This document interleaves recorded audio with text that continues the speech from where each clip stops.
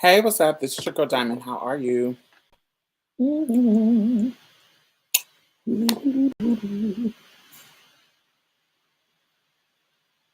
going to talk about Olivia Jade and Red Table Talk. I thought this was an interesting topic.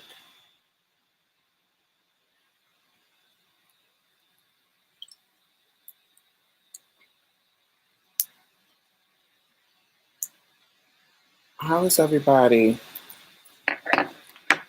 Why is my what you call look silly? Hey, Funky Bunch. How are you?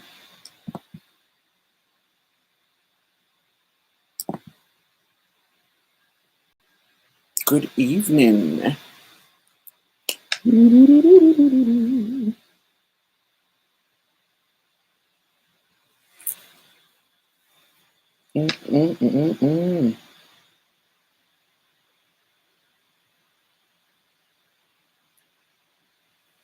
Hey, Will.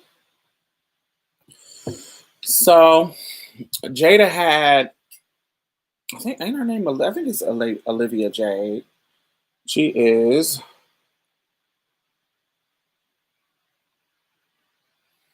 she's the girl who her parents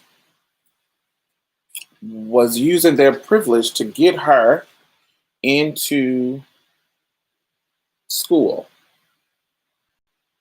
Hey, Coco. Hey, Cactus.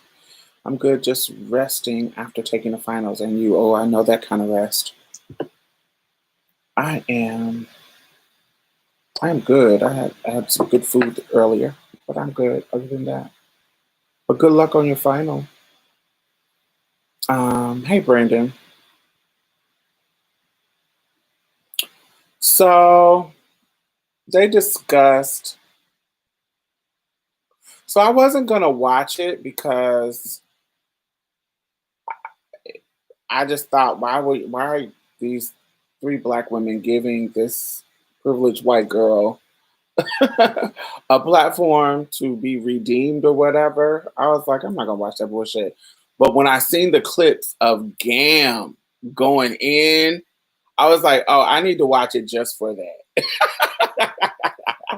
Gam was spitting that hot fire, and I was so in tune with Gam that I feel like, ooh, I live for whatever's happening. I live for it. Gam was all of us, baby. What was my color? Y'all see my lips are blue? I don't know what's happening.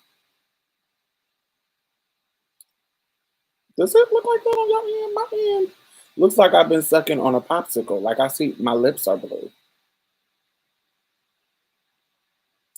Does it look like that to y'all? Something's weird. Something's happening that's weird. Like it's some kind of, I don't know. Maybe I'm tripping. Does it look like my lips are blue? It looks like I've been sucking on a popsicle, but I haven't. And my fingertips. Something is up. Something's weird. Anyway.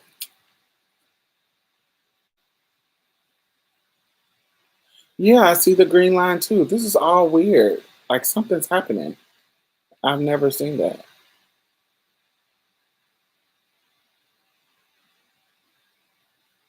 I wonder what's going on.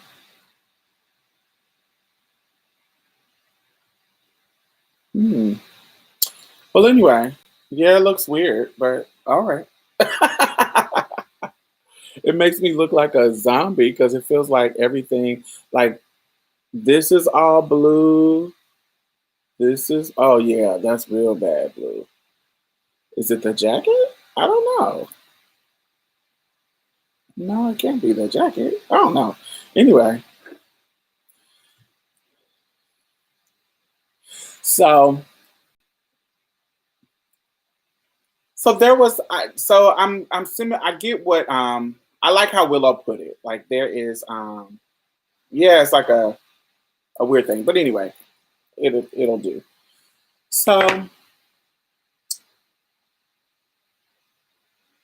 I like how Willow put it in the conversation. She was like, so in the beginning of the Red Table Talk, it was Gam saying, "What? I didn't want her to come on here because why would you?" What they indicated that the girl hit up them about being on the show, and Gam was like, "Why would you hit up three black women to help vindicate yourself?" And I didn't want you to come on here because blah blah blah blah blah blah blah. And Gam shared her grievances, like, "Girl, you are privileged, and you know, don't act like you don't know what was happening, blah, blah, blah, blah, blah." And then Jada was on her, not holier than thou, not that, that's not the right, but, you know, she's on her, it's above me now situation. I want to be better. I want to be better than white women shit. And, you know, she was like, I just want to give her a chance. We got to give people a chance to grow. And da da da da da. She was on some, you know, be the bigger person. And I ain't never subscribed to be the bigger person, honey. I ain't never subscribed to that. But anyway, so Willow was kind of in the middle. She was like, both of these things are true. Like, I get what Gam is saying and I get what Mom is saying or whatever. So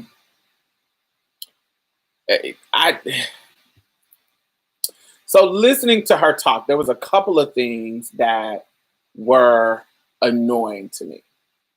So the first thing that really stood out that throughout the whole video is I really hate people who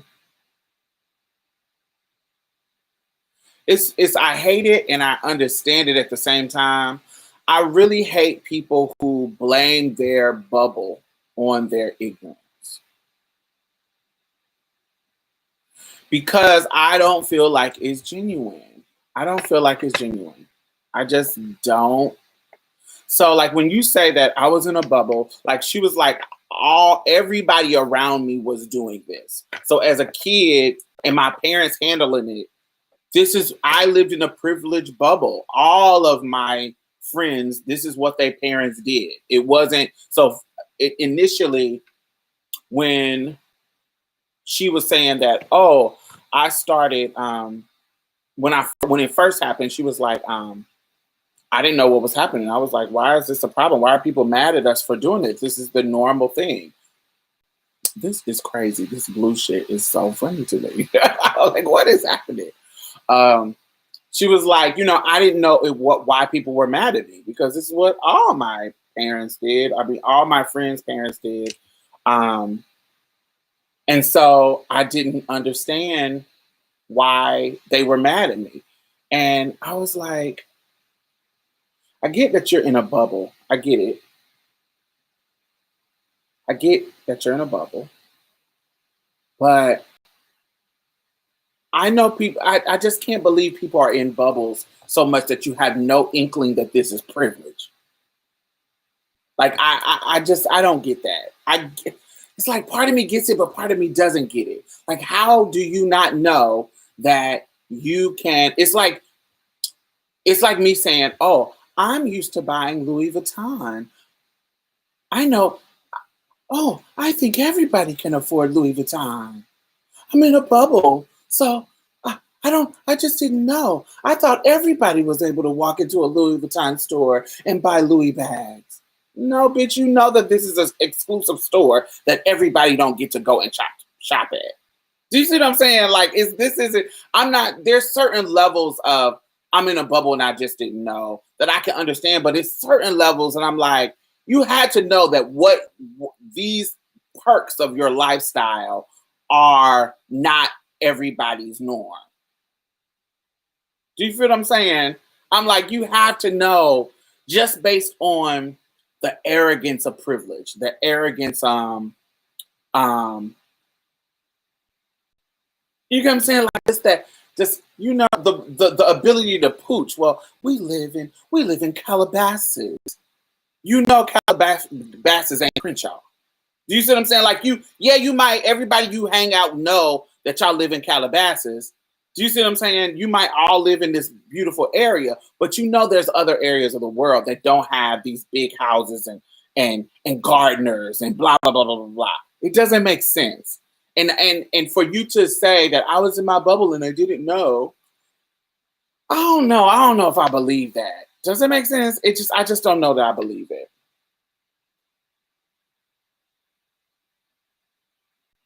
Why Red Table Talk? That is a great question. She said she felt safe here. So what is the white women's version of Red Table Talk? Is there a white woman's version of Red Table Talk? The View, maybe? Is it? The View. I feel like The View is the white women's version. Even though, right now that Barbara Watcher left, it's Whoopi Goldberg. But wouldn't the View be something similar? The View? Maybe. So when she said that, I was kind of annoyed. Now, there's a part of me that is also annoyed by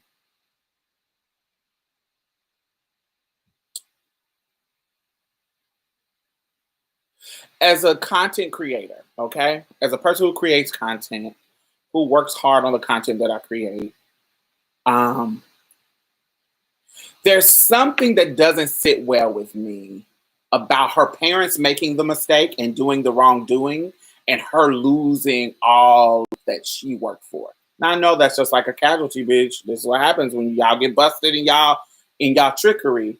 But it's just something that seems unfair about her parents making the mistake and she getting punished for it. The kid, there's something that doesn't sit well with me. I get it, and I ain't gonna be sitting back. You so like babying her. But there is something that doesn't feel like she deserved to lose her platforms and endorsements. I don't know. I don't know how that doesn't sit right with me. Um, it's something about it. It's like, your parents fucked up, send their ass to jail. But I don't know if I should lose my shit. Do you feel what I'm saying?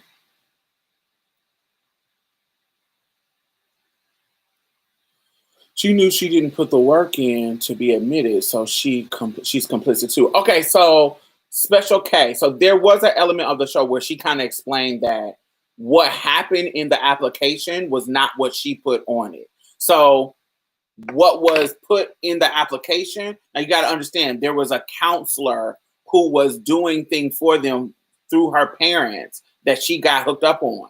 And so she was basically saying that what I wrote about was my YouTube channel and my makeup line or whatever, but what was put in the application was something that they had put up. It wasn't me. Like that part of it. Like she said she went through the process, but what the ending result wasn't part of it, wasn't her. So I can see that being true. Let me scroll up. I'm sorry. I've been talking. But you are a product of your experience. It's one thing to see things and have information from the internet. It's another to live it. I blame her parents. Yeah, I don't, I can, as a teenager, as a like a kid, not a teenager, as a kid. But when you get up in age and you're not under, look, she on the show, she said that she wasn't talking to her parents. She was on spring break with her friends out and about alone because she was old enough to do that, flying somewhere, doing her thing. So you're not about to tell me that when you go out in the world, if you're a little kid, sure, I can be like, you're in a bubble and you don't know things. But as you get older, you're not going to tell me you don't see girls who don't have the same privilege as you, and you're a teenage privileged girl. That you don't meet girls who parents don't have the same thing that you have, access that you have. I just don't believe that. Knowing something is privilege doesn't mean knowing it's wrong. Knowing something is privilege doesn't mean knowing that it's wrong.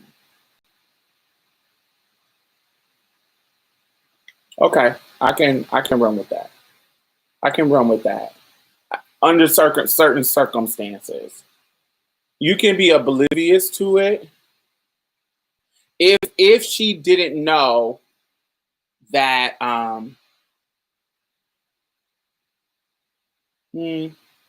can see that. I can run with that. I can run with that, China. I can run with that. that you might not know it's wrong because this is how, like she said, this is how everything goes. Just because everybody is doing it doesn't mean that it's right. If everybody cheats, it's still cheating. But if everybody's, I think what's China is saying, Brandon, is if everybody is doing it and it's a part of your normal cultural thing, it's like when we talk about if your parents have these multi-million-dollar businesses and they're showing you how to get over on taxes. Like this is a part of, and it's not even presented to you as how to get over. It's presented to you as this is how you protect yourself from taxes. And this is a part of the finance hustle, how your business balance. And it's just presented to you as this is how you do it. You won't know that this is actually wrong and you're actually not doing what is expected of you on this level of business. Do you see what I'm saying? Like you could just be learning it. Like these are the tactics. This is what you're supposed to do. Like similar to like if you were born to be a Clinton. You see what I'm saying? How to cover up your tracks, or a politician, period. But how to cover up your tracks and what not to say, what not to show publicly. If you grow up in a politician's household, it's a certain level of things that you have to learn that are a part of being a politician. You just can't say this. You can't do this. Like think about Sasha and Malia. Sasha and Malia. How we respond to them doing like some ratchet shit. Remember this video that just came out with Sasha singing City Girls. And when we seen that little video of Malia smoking weed or something, or smoking a cigarette or whatever she was smoking. And, you know, I'm sure she went back when that all kind of blew up or whatever. I'm sure her parents was like, yo, you got to watch what you're doing. And that's a part of the culture of being the child of a politician daughter. And if you've grown up in that, you may not know that's your way of life. So it's not normal. You may not know that some of the things that you're doing may be wrong or abnormal. You see what I'm saying? So it may be weird and shady, you covering up your wrongdoing, but it's the norm of the life that we live. And I might not know it's wrong because I grew up in doing it.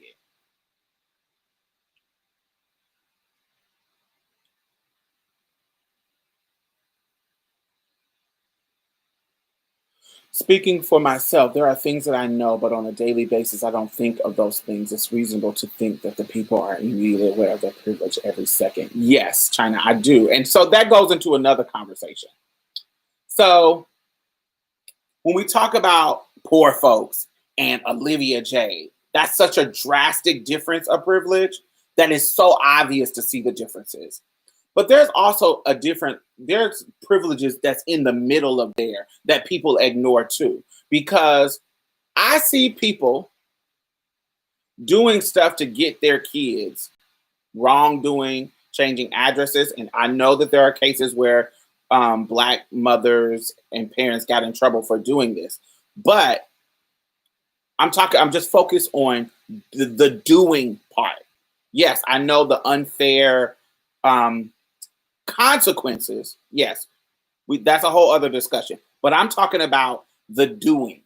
When this all came out, I was gagged at how many people were like, oh, you cheated and blah, blah, blah, blah. But there are so many parents that I know, not up there, middle, da, da, da, da, who will do whatever it takes to get their children in a better situation, in a better circumstance, whether it be sneaking, cheating, da, da, da, da, da, da, da, just because I think that is, do you feel what I'm saying? Like, if there's a way to work the system, I feel like I see a lot of parents of different ranges of privilege working the system in favor of their children. And so for people to act like that is like that's not reasonable or not reasonable. That's not the word, or commonplace. Like people do that. People, I don't want to say everybody cheat, but I've seen people of all privileges twist the rules and twist the system I remember even me. There was a time when like me getting my this wasn't my parents doing it, but it could have been me getting my in college, me getting my out of town, me getting my out of state fees waived, and somebody doing that hustle for me. That was a privilege that somebody who had the privilege and power to do that helped me out. And I didn't have to pay out of state fees where other people were paying out of state fees. And so, it was my mama didn't do it, but if she had the connection, like say my mama wasn't up and up, my mom was not doing nothing about college, but say my parents had a connection to this school and they were able to talk to the right counselor, talk to the right person to get them to waive my out of state fees. That could be a privilege that that strings that my parents could have pulled on a smaller scale. No, it's not. I'm donating $1 million to the school. Do you see what I'm saying? And I get that there are consequences. There's unfair consequences happening in the world, but I'm talking about just the doing bending the rules for your children. That happens across economic levels.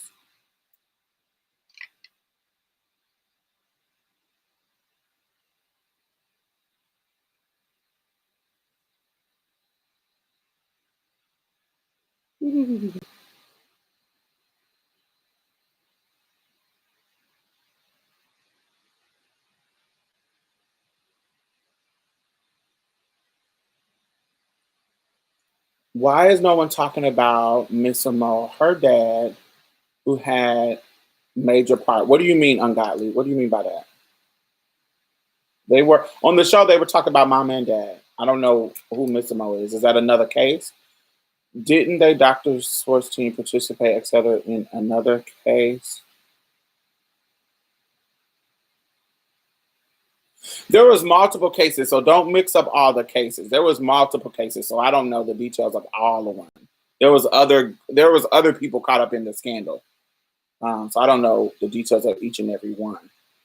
Exactly. Regardless of income, most parents will do whatever it takes. The biggest difference with this situation is that white people get away with so much more. Yeah, my aunt took my cousin out of school and moved her back a grade to a Catholic school just to possibly get a basketball scholarship. People do it here in the UK, pretending to be churchgoers to get into religious schools. Religious schools have the best school results, so most desirable, yes. Black women have been thrown into jail for multiple years for doing the same thing. This these white women get off with practically no time. Lori got to choose. Yes, that part. The consequences is what I think.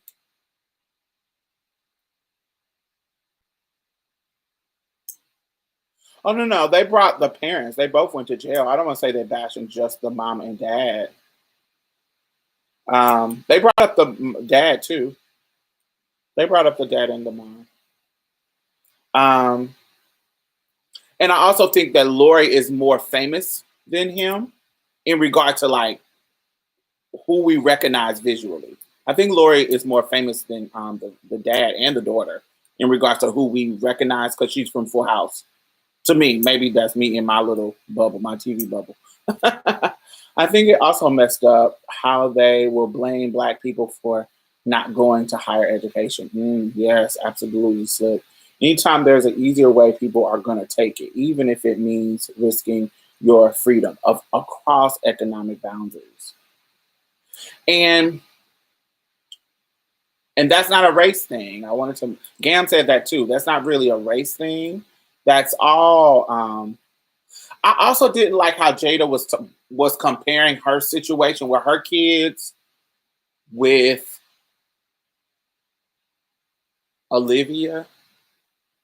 I just think those were two different situations. Not that I think that they haven't got into situations because of their privilege, but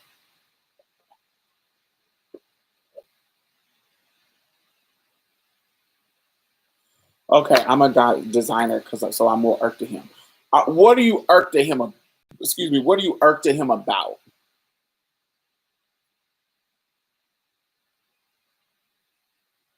Just the cheating part.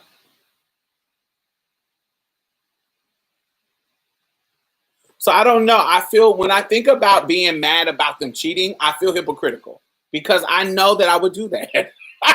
If I had the means to make a situation better for my kids, really not even my kids, bitch, if I get rich, like crazy rich, if I can figure out a way how to get whoever, somebody that I love, if I can figure out a way to get them into the doors that can get them in, I can't tell. I'm not going to sit here and tell you that I wouldn't do it. I would. Period. If I know that my cousin can get into this school if I donate $100K and you're gonna let them get in if I donate, I'm gonna donate $100K because I want to make this pathway to my cousin getting into the school easier. So I'm gonna do it. I'm gonna be real about that. So me sitting here looking at them doing it and saying, do you see what I'm saying? Like me saying, "Oh, y'all are cheating." Oh, like I feel hypocritical. I feel like I would feel hypocritical. Now, what I'm more mad about is the consequences that everybody has laid out. The consequences of how, poor Black women particularly are astronomically being harmed and punished and giving imbalanced consequences compared to them. Like this bitch got 2 fucking months in a prison of her choice.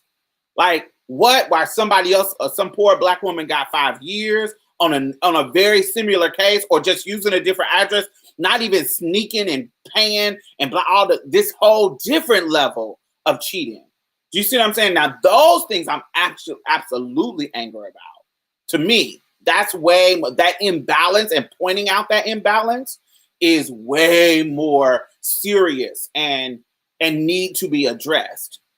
But me looking at them and saying, "Oh, you're cheating. How dare you cheat to get your kids into this school?" That, just focusing on that, is hypocritical for me. I would feel like, nah, bitch. Because I know that I would be the same way. I would be trying to do whatever I can, whatever privilege that I have to get my people into a better situation, I'm going to be using it. Period.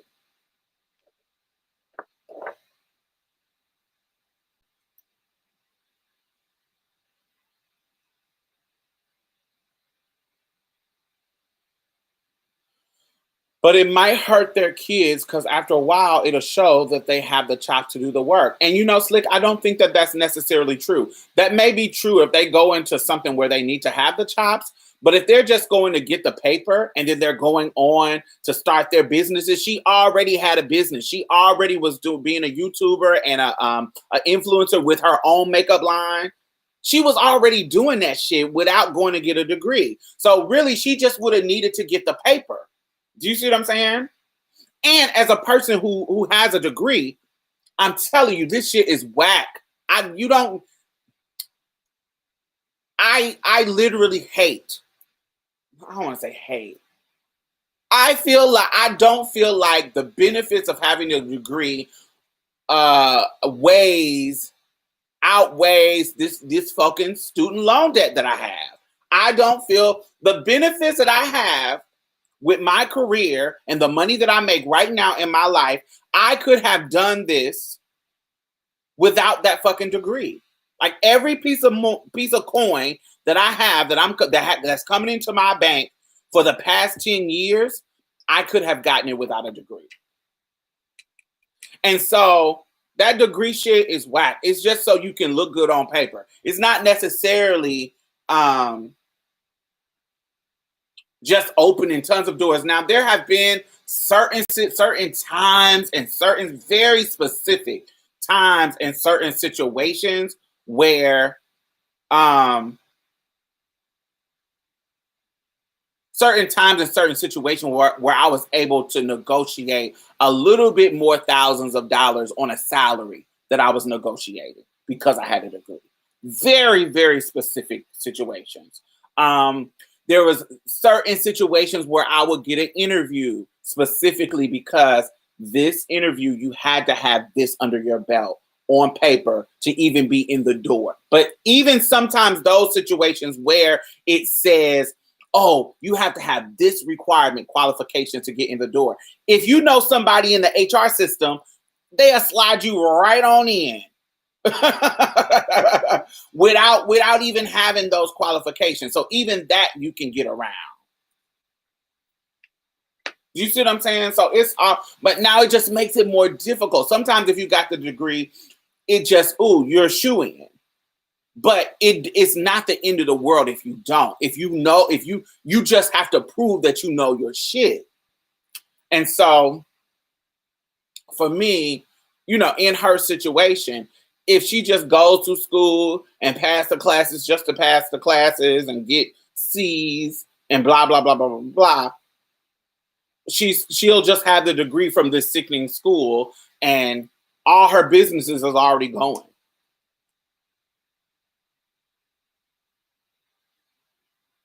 It's not, it's just that the day 2020, back in the day, 80s, 90s, yeah, degrees put you in a situation where, you can make this amount of money with this degree. No, it's not like that no more. Where you can get a house and a mortgage and a job. Motherfuckers want you to have a master's degree for fucking entry level $15 an hour jobs. Like when I was looking for a job, like maybe a year ago, child, these motherfuckers was trying to pay me, not just me, but this is what the job application said. The description was $15 an hour and you had to have a master's degree. Like, you think I went and paid this much motherfucking money, took on this motherfucking student debt to get paid $15, which is less than a retail job pays you? A management position at a retail job, that's less than that. And you think I took on this much student loan debt to be able to get paid that with a master's degree? If you don't, get the fuck out of here. But literally, that's multiple jobs had descriptions where they wanted you to have a master's degree, and then they wanted that their pay was $15 an hour.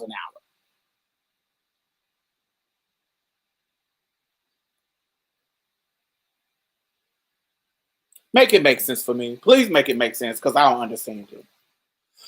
I know what I do requires a knowledge. So whether that independent study or school, you still need the research. And someone that works in technical field, I definitely can differentiate the need. Yes, I think certain jobs you got to have the skill, but certain ones, no, you don't.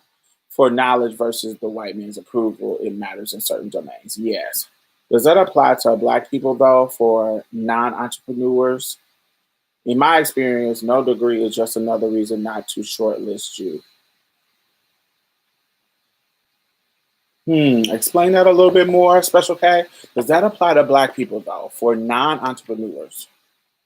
For non-business people who actually work for somebody? In my experience, no degree is just another reason not to shortlist you.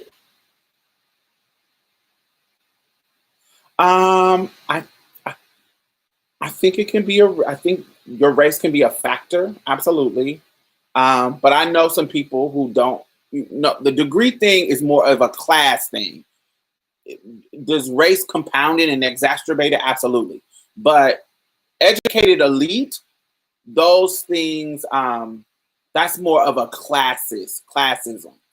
Like, who can get in the doors, who can't. That's not necessarily just about race. Race can exacerbate that, of course, but that can be a class thing. Facts on top of facts. They even ask you for a degree for unpaid internship. Child, ain't that child?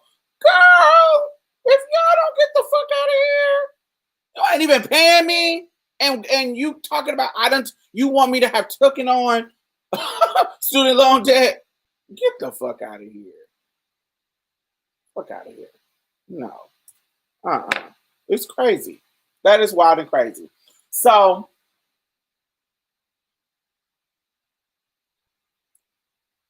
I do feel some kind of way about her hitting up Red Table Talk. And she said that it was a safe place, but hitting up 3 Black women to be on their show so you can say sorry, because that's what she was saying. so I can say sorry. Um, that just didn't sit well with me. Why them? I do feel like you should have went somewhere else. But I don't know. I know that the Smiths have a knack for monetizing shit. So I thought it was an interesting move on their part. And I think they knew that it was shake the table. So I think they knew it would shake the table. So, they have a knack for monetizing shit. So I thought that was a good move. And then another thing that doesn't sit well with me, I'm somebody who wants to give people a chance to grow. I want to give people a chance to grow. You feel what I'm saying? I know that in my life, sometimes I'm oblivious. I have been oblivious to things and didn't think about them. And once somebody or something happens that makes me think about it, then I'm a changed person. So I get the concept of that. But it's just her saying that now I'm trying to go and help people who are underprivileged and and I really want to be in there and spend my time so that I can really learn about the experiences and do what's right and not just throw money at a problem but actually be involved. And if that feels like community service, girl, that feels like it feels like politicking. It feels like, and now I know that you could have just, this is a part of your change, girl, but I don't know. It just feels weird when somebody gets to doing all that after they get caught. Like politicking is a part of classism. You see what I'm saying? Like politicking is a part of classism. Like doing charity work is a part of the upper echelon of things. So you should have been doing shit like this. You're a business owner. You should have been doing shit like this anyway because it makes it look good on your business. That's something upper level people know to do. And so that's something you should have been doing. And so now all of a sudden, now you want to do it? I don't know. That didn't sit right with me either. Since Black women were her safe place, what is she planning to do to give Black women opportunities with her business, or just want to be free labor from Black women? Free labor. Well, I don't think that's a good comparison, Brandon. I don't think that this was free labor. The Red Table Talk are privileged Black women. These aren't just regular Black women. She felt safe with them because they are in her circle of people. Don't make it seem like Jada and Willow and Gams are poor and unprivileged. They are literally her circle of people. So of course she feels safe. These are the Smiths. They're more rich than her mama and daddy. Well, I don't know. Probably, yeah, probably. Definitely her mama. So these are her people. She didn't come to the hood. She didn't come to the hood because she felt safe. She's coming to her people. They just so happen to be Black.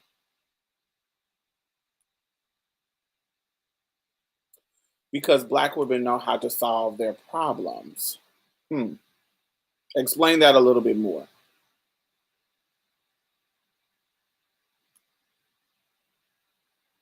The dynamics do make me uncomfortable. The optics with the history of using Black people as,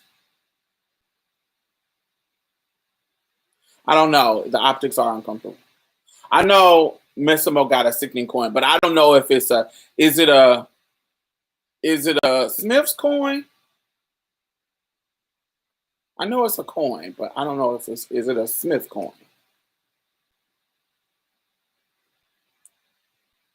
Y'all better stop thinking the green makes you less black.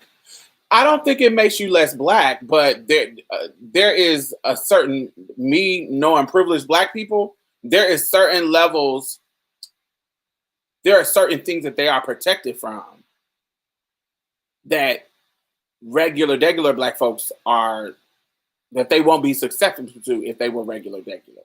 Like, money does give you, it doesn't protect you from racism at 100%, but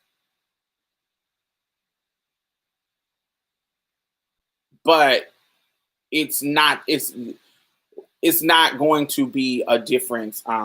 Look at Bill Cosby as a perfect example. When we talk about him being a rich, powerful man being protected by his money with his rapes, it's just like Harvey Weinstein.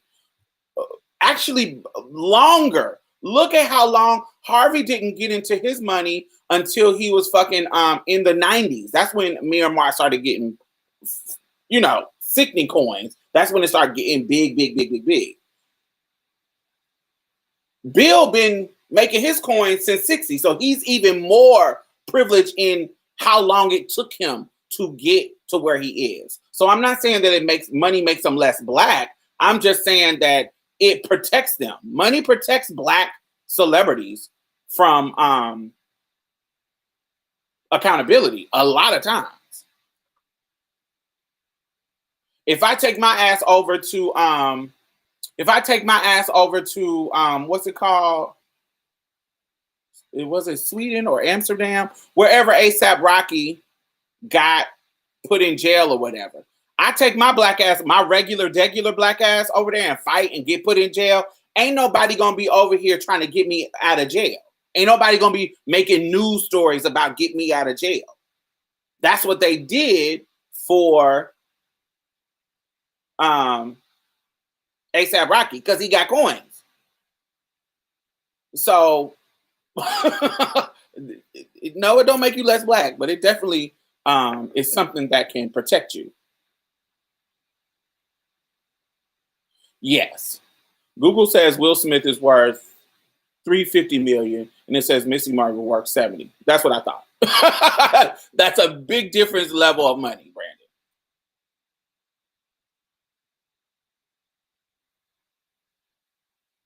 Yes. If we're talking about, yes, that's what I'm saying. If we're talking about protection from racism, and you have two people of privilege, black money and white money, then racism, you can measure how racism affected both of those. Got it. Yeah, absolutely. That is how that you can measure that. But wealthy black and poor black is astronomical different. But I just talked about, and how that manifests is going to be different. We just talked about Bill Cosby and Harvey Weinstein. There wasn't much difference. Actually, Bill privileged a little bit longer and a little bit more. Why that's different, I'm sure tons of things involved with him being a different level of celebrity, coming from a different time and different era. There's so many things that could have why it took so long for Bill to get some time.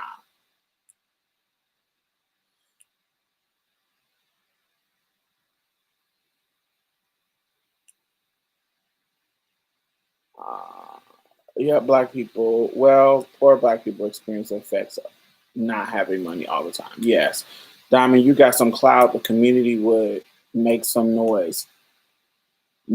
I think so. Maybe not. Maybe I hope so. But I'm not sure how effective that would be.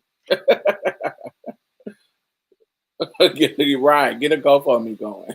Yes, and then if it's people like me, I don't support GoFundMe. Plus, Will and Jayla are relevant status wise in addition to money. Yes. More relevant. Yes. More relevant than Miss Simone. Because who is wearing Miss? Is that, I don't know how to say that name. Is it Miss Simone? So whatever it is. Who is wearing that still? That remind me of 90s. People still wearing it?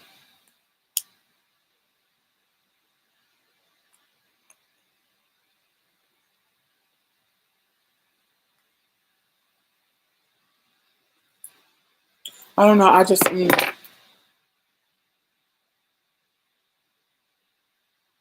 and there's a certain power that comes with being a Smith.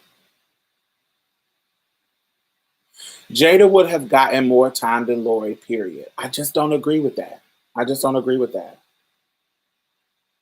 I think that in the same way Lori hired lawyers and was able to negotiate, blah, blah, blah, blah, blah, blah, and had the power to negotiate, I feel like Jada would have had the power to negotiate. You know, I feel like money in that situation would have protected them. I don't know. I just don't believe that.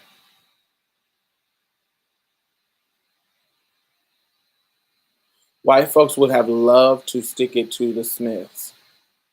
Mm, but the amount of money and power that they have, people would have loved to come to their protection and save them so that they can owe them and help them later. The same power that would push somebody to stick it to the Smith would also push somebody to say, let me protect the Smith because then I can get a show later or then I can do something later. Their money and power makes people rally behind them and want to protect them. That they're a cash cow. I can just see that same thing being a consequence of their power and privilege. But at the end of the day, I still feel like their money and power would prevail because money and power prevails in Hollywood for people with money and power. I just think that their privilege would have would Jada, would Will or Jaden, if they're in the wrong neighborhood, get stopped by the police and harassed by cops? Or, in some kind of way, sure. If they don't know, they can't see who they are initially, sure. I can see that. But if we're talking about a public scandal where it's in the laws and it's in the court, it's just a court system type of thing, child. Their money will get them out of the situation. Behind the scenes or in front of the scenes. I don't know.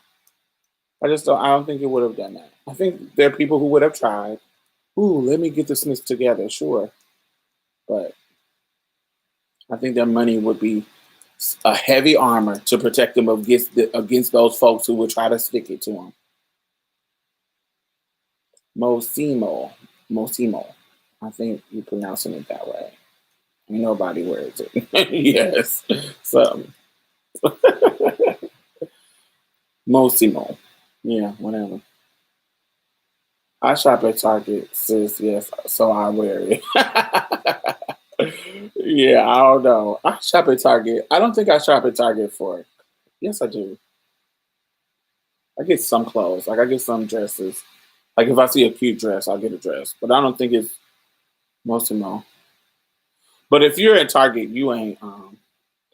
If you're in Target and you're a clothing line, you ain't. You might be making money, but you ain't high fashion to me. If I can buy you at Target, you ain't high fashion. I wish money didn't have to run everything. Yeah, that's capitalism, baby. Hey, Sparkle Glover, how are you? Mm. Y'all see, I have an hourglass. I bought an hourglass. I thought it was cute, so I can measure the time that I talk about subjects. This is a 30-minute hourglass. I thought it was really cute, and I got a new baby. Ain't she so cute? She's so cute. To match this one, to match the mother and the daughter.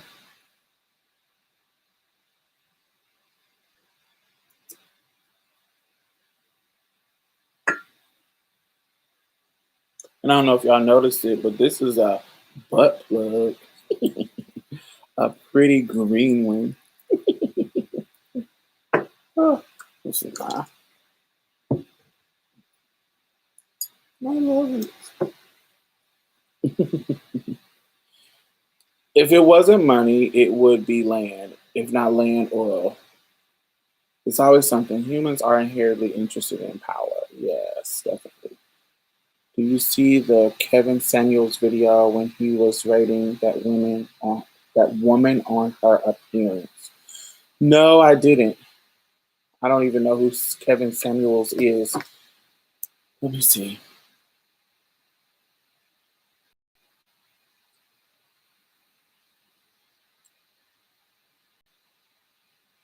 Kevin Samuels.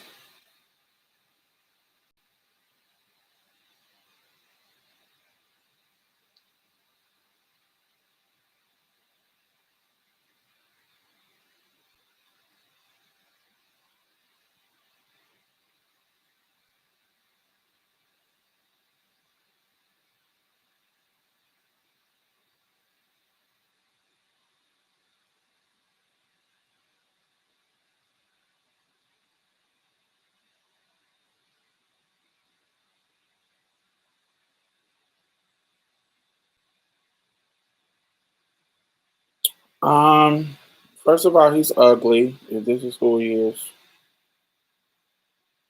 so is this him?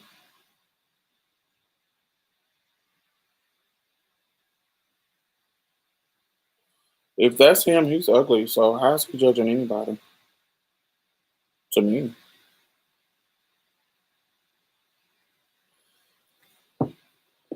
he's ugly to me. So he ain't.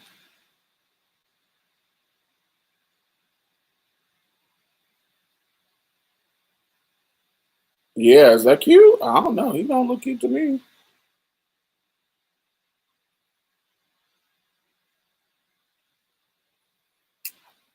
That's yeah, he's ugly. Like, I'm sorry, I didn't have my light up, but just so y'all can see, he's ugly to me. I don't live for him. He ain't hitting on nothing. So if I was her, I wouldn't be worried about nothing.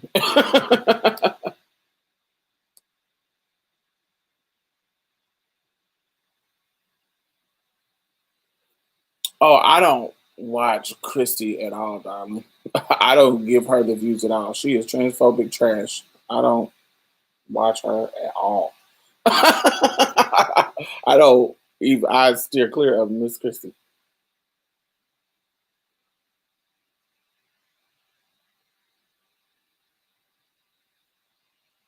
Don't sleep on Target fashions. Yes, I think I buy dresses from there. I have a few things, but not all the time. But anything that I think is accessible, I don't consider high fashion. Why that's out in the open. I don't know who that is either. Yes, we tried it. He's a bit finer in video, but was very rude and assertive to the women in the video. I don't know why women keep calling in to his show. Oh, he has a show? She called herself average, to be fair. Who's the woman that he was judging?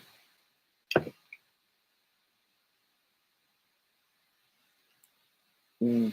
Well, it was good to make your first live with you. I said earlier that I came to you from your interview with T.S. Madison. I'm now a subscriber. So thank you, China. Welcome. I also went back to check some old videos. Thank you. Thank you, thank you, thank you, thank you. Welcome to the family.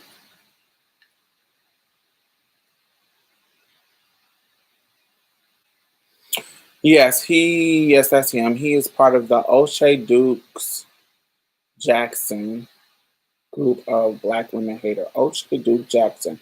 Is that Ice Cube? I also want to.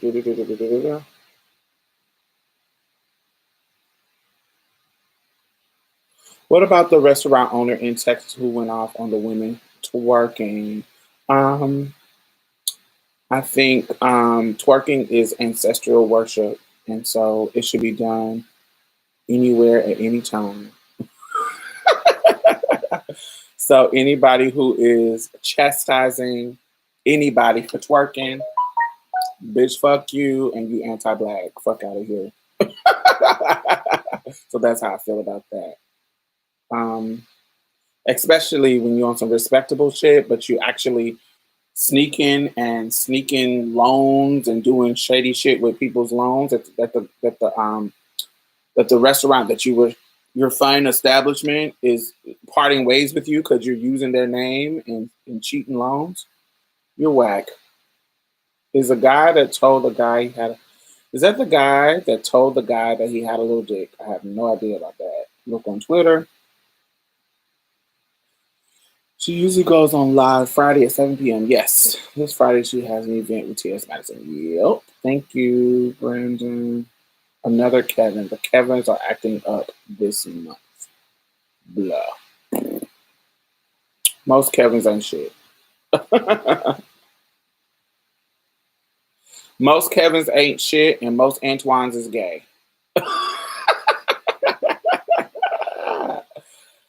That's Cube's name, yeah. But this YouTuber uses it as his YouTube name. Okay. Y'all, please don't expose Diamond to the poison side of blackmail. YouTube. Yeah, I don't even fuck niggas. I don't give niggas the time of day. Hating ass like what's his name? So Tommy Somador, something. What's his name? Tommy something. Um, I'm trying to think of the toxic niggas. There are some toxic niggas that I listen to just because they fine.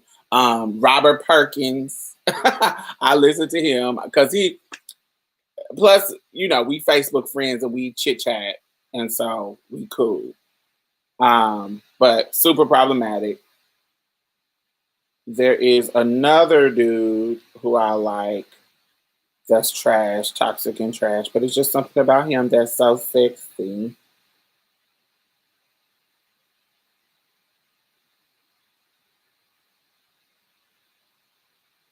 Yeah, I listen to Robert too. Tony Sotomayor, yeah, him. I don't listen to that motherfucker. He's trash.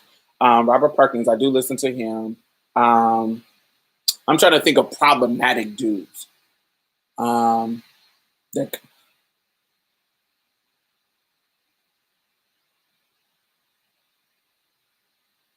he's the worst. Always cursing black women. Do Robert know your tea? Yeah, he knows my tea. We don't talk about having. We ain't like that. Um, he just respect me because I'm always honest and and know my shit. So when I'm on his status is reading, is I know my shit. It's not on. I'm just being mad. um, who do I follow? Oh, I follow the Sandman. Now he's not black, but I follow the Sandman. He's like a MGTOW, men who go their own way. A MGTOW. I follow him. He's problematic and racist as hell, but I like to hear what they have to say because you got to hear what your enemy has to say to be able to combat it and see what's going on in their brain.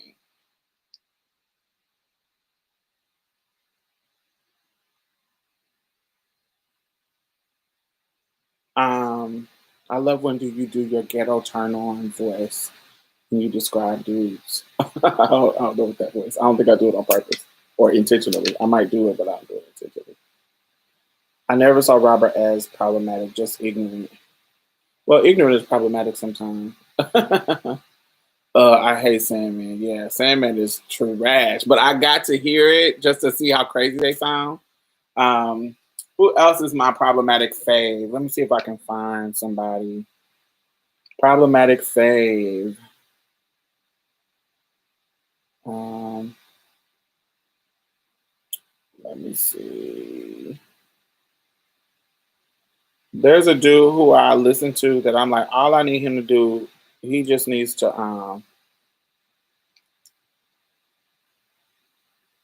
He has a weird name, so I can't find his name. But he's like a I think he's from Philly, and he's problematic as hell, but he's so fine. I just listen to him and talk to. I think he's so cute. Let me say the people who are not problematic that I like. Of course, I like Consciously. He's been on the channel. I like Benjamin Dixon. Oh, motherfuckers that I don't fuck with, that I don't listen to. I'm talking about that's men. Tariq Nasheed, Umar Johnson, Boyce Wilkins, or Boyce Watkins, or whatever his name is. Him, Brother Polite, them niggas. You can follow the Hodge twins for that. I don't find the Hodge twins to be, they're not ugly, but I don't like light skinned boys. So they everything that I don't like. Pretty eyes, curly hair, light skinned boys. No, thank you. But yeah, I used to follow them years ago, but once they turned Trump supporters, oh no, I was done. That was a disappointment. I think the MGTOW and the incel people are weird, but it's interesting to hear their fucked up logic. Yes, Brandon, it's quite interesting to hear it. Trying to think. I love Benjamin Dixon, Consciously. I'm trying to think of the dudes that I follow that are not problematic, that I really like their commentary. Benjamin Dixon, Consciously. Of course, Mark Lamont Hill, fine ass. Oh, he's so fine. Mark Lamont Hill. I heard Lex Newman was dating Hope Giselle and he cheated with another trans woman. So that's not what I heard. I heard that they were messing around and he wasn't that into her. And so because he wasn't that into her, now she is saying that he's a colorist when we all know dark-skinned girls that he's messed around with, that he's dated. That he's a colorist and she's trying to paint him as this negative person. But, you never know. But that's what I heard. What is MGTOW and incel? MGTOW, MGTAOW, stands for men going their own way. And it's a lifestyle for men. It's almost anti-feminist. It's misandry. No. It's whatever the opposite of feminist is. That's that. Incel, involuntary celibate. Yes. So men who hate women, basically. Yeah, mentalists go their own way. Men going their own way without men, and so they don't get married. They don't really. They think women are all about getting your money and social advancement and all the negative attributes of women, misogynist, but they wouldn't call themselves that. We would call them that. We would call them that, but they're their own special name. That's probably why she's been heavy on the Photoshop lately. That's sad. Honey, when is she not heavy on the Photoshop, baby? Shouldn't this be voluntary then? He-Man woman haters. Yeah, just a bunch of, his name is Sandman. His name is Sandman on YouTube. If y'all just, I don't really care, but yeah, his name is Sandman. So just go, his stuff is ridiculous. It's funny if you listen to it, but particularly the race stuff is extra racist. Incel usually reflects women hater and guy who can't get laid ever. Yeah. Involuntary celibate. Yeah. And they hate women because they can't get laid. And multiple certain aspects, I get it, but certain aspects that they don't like, they don't understand that patriarchy put women in those situations to be able to use men for marriage and social advancement. Like y'all don't understand how the power of that of patriarchy actually led to that, baby. Dismantle patriarchy, you ain't got to worry about it. But anyway, that's a whole nother subject. But he's extra racist.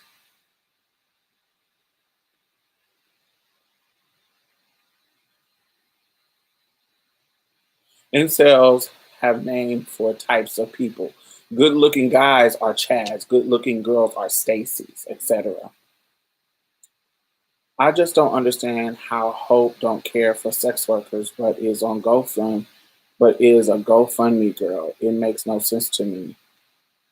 Um I think those are two different things. What do you mean by that again? Her trying to get a sex change with GoFundMe money. I don't know. I think GoFundMe and all that stuff is a hustle. A lot of times, I think girls are hustling their identities. I think a lot of girls, trans identity has become a hustle. Okay, it has been to sell your narrative and to be woke about trans stuff. It has become a hustle. And and so girls are listening to what other girls say and making videos with the same vein. You know, if y'all didn't know me and I've been doing it for years, y'all might think that the same could be said about me, but I've been doing it when it wasn't a hustle, when I wasn't making no money talking about trans shit. Because, honey, it wasn't always as lucrative as it is now. They didn't give a fuck about us. But now it's becoming a hustle, and so I think she put her GoFundMe up because there's a certain capitalistic bottom line. If I have 10,000 subscribers on YouTube and I do a video selling a book for $20, and 10% of y'all buy it, what is that?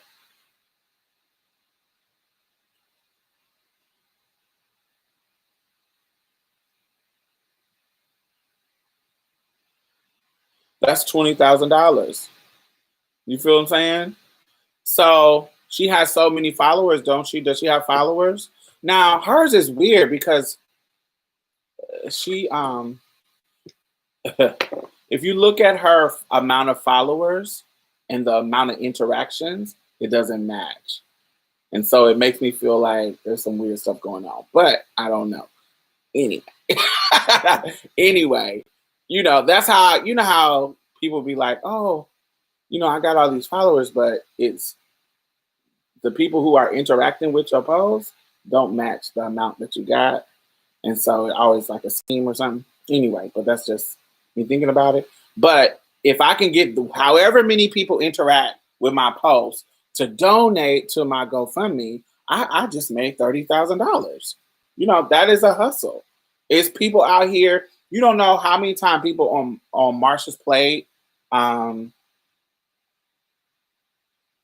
it don't give what it's supposed to. Okay, hey, funny, right? You gotta clock that shit. People be acting like they out here famous, but it's like, okay. That's why I be telling people I don't be feeling famous. Yeah, I don't. My videos don't be getting 1,000,000 views. I don't feel like when I go out in the street, motherfuckers don't be recognizing me. Now, when I go to transgender shit, yes. And that's why I be telling people, like, I'm not any kind of famous. Trans motherfuckers know me.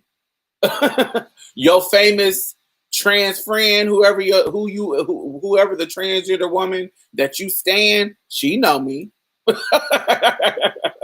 Whoever's the trans person that is famous to you, she know me. But cisgender folks and the larger, I'm kind of on the radar, which is under the radar, which is kind of what I like.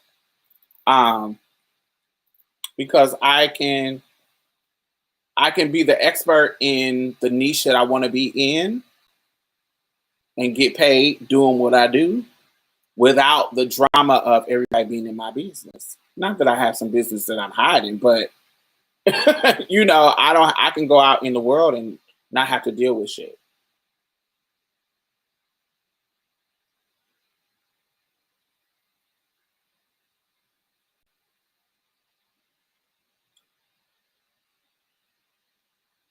There are so many girls these days. Hmm. I see it in spiritual communities. Explain that. Yeah, you were. I don't know what you mean by that. Um, Trust me, it's a rabbit hole. Trust me, it's a rabbit hole. Yes. You hear buzzwords like empath and sensitive child. Yeah, I hate that shit. Everybody is an empath. Everybody. It's every group. You can tell when somebody is mimicking just I don't know. Uh, I just hear people they're just regurgitating thoughts that somebody else has.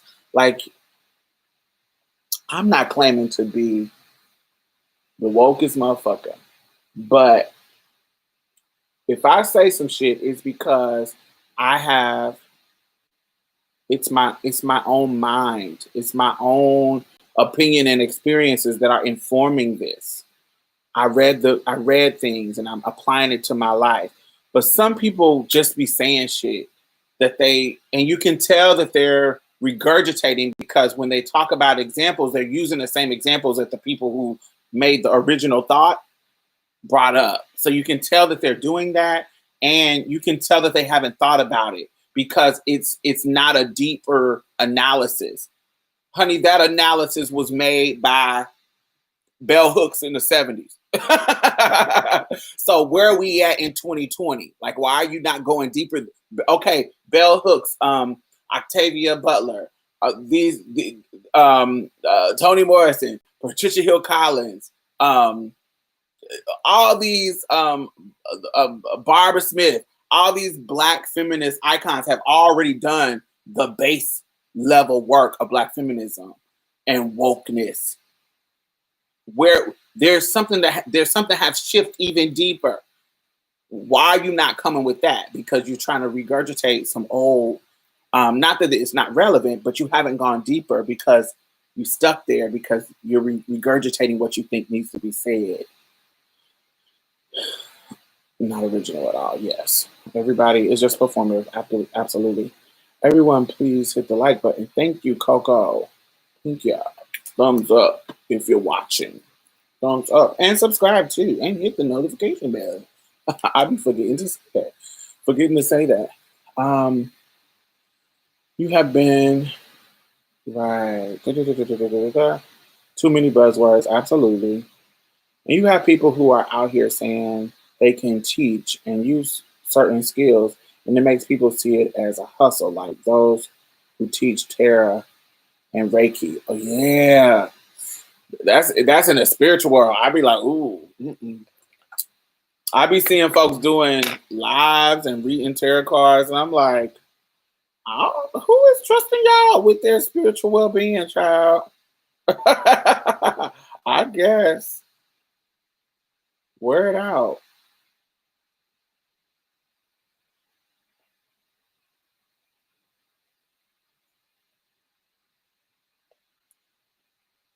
Did you read about the Israeli space commander exposing that the government already had been in contact with interdimensional extraterrestrial entities and they are living among us? No, I have not got into that. I have not read that. That wouldn't be something that I would go down the hole into. So, see, people are naturally in tune, but it's not for everyone. Those are gifts and should be treated as such.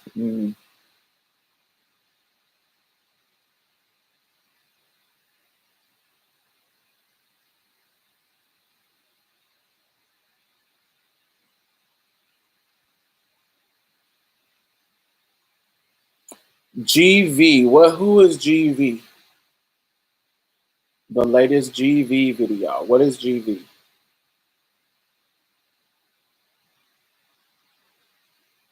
Grapevine. Okay. Yes. I had to turn off the latest Grapevine video on white allyship. Gotcha. So I didn't watch it because I don't watch white people talk about stuff unless it's white people that I respect. I feel like white people should do their own work and they shouldn't use our platform to do it. Create your own platform to talk to your people. See, people, I saw that about the contacting aliens. I predicted that there will be aliens on Earth next year. Oh gosh.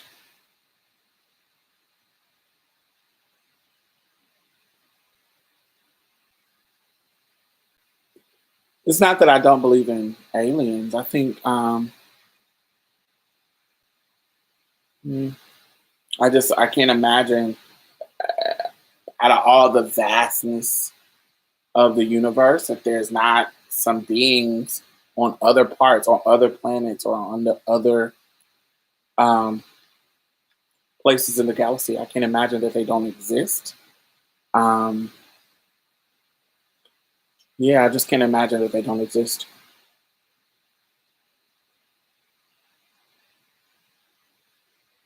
But existing here, I would want to see them.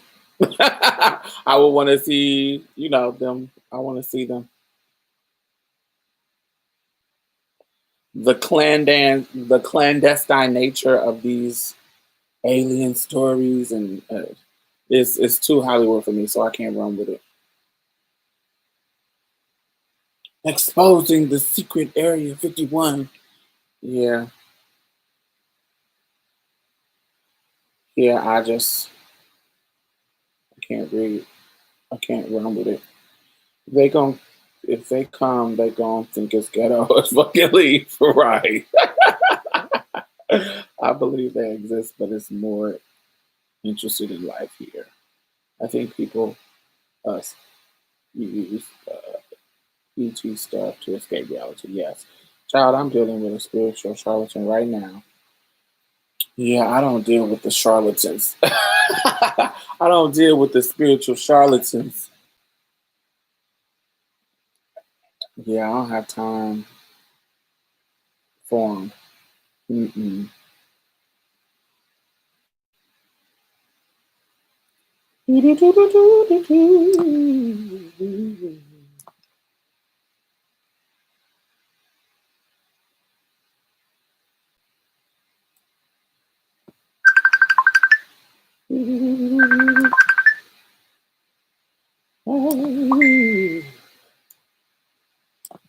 Mhm. Hey Janae, how are you? I'm a trans rapper, got a playlist, peep my shit, and let me know what you think. Hmm.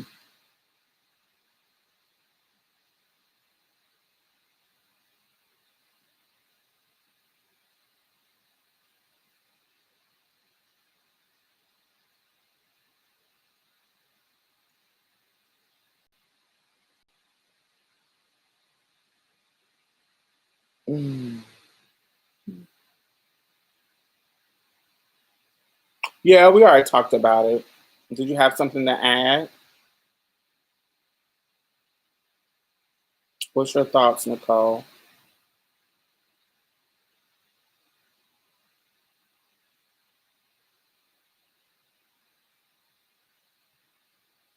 Yeah, yeah, we thought the same things of she's a privileged white girl and we don't understand why she yeah, we already talked about Olivia Jade. You can add something, we can continue to talk about it for another 40 minutes.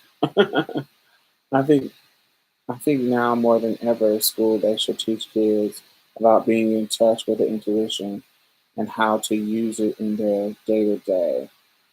I agree. I think we have to be um, I think intuition is suppressed.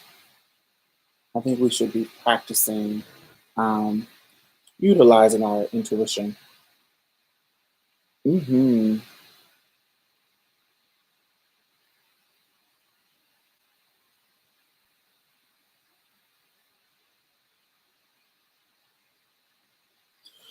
What do y'all think about Twister and Gabourey Sidibe and him kind of trying to fat shame her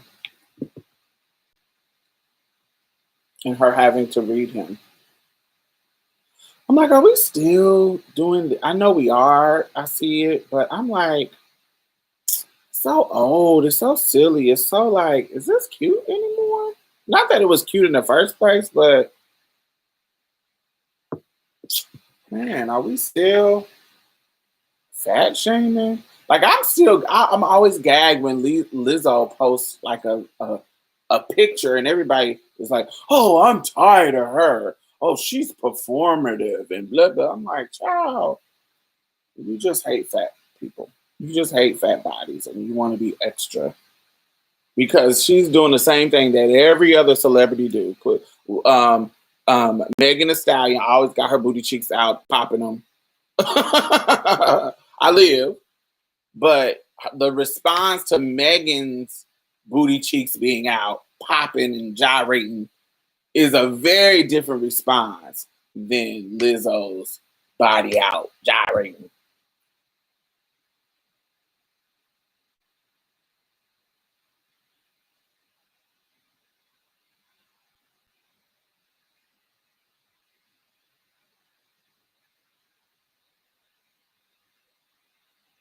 But a nigga like Twister talking shit about Gabourey is like, nigga, you was fat. Nigga, I remember when your fat ass used to be on stage and almost out of breath, sweating with your belly. You gotta have a towel wiping the sweat off your greasy fucking brown swagger neck ass.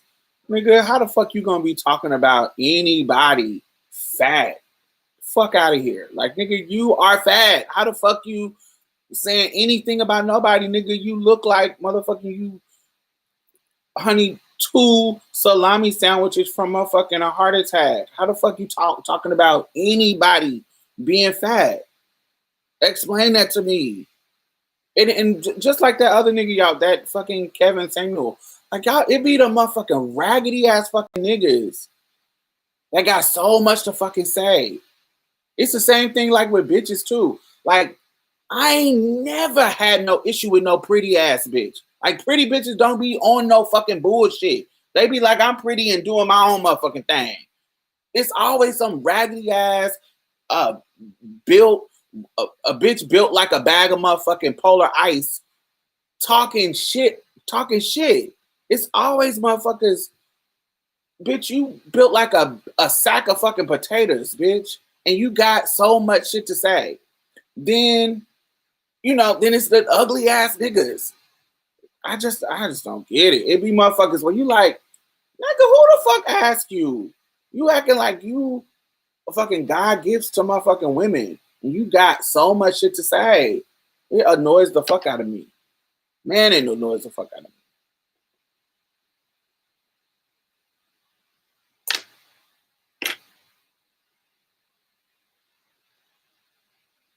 Right. It's weird to see people aging and still spewing so much hate and immaturity.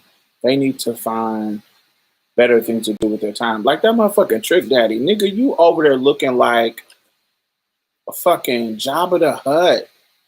Like your fucking skin is peeling off. Like, nigga, you look like a fucking bitch, I don't even know. Like a bag of blunt roaches. Bitch, like you, nigga, you is whack. You is ugly. And you calling something, you talk about black women need to do this and get the fuck out of here, whack ass nigga. You is corny and whack.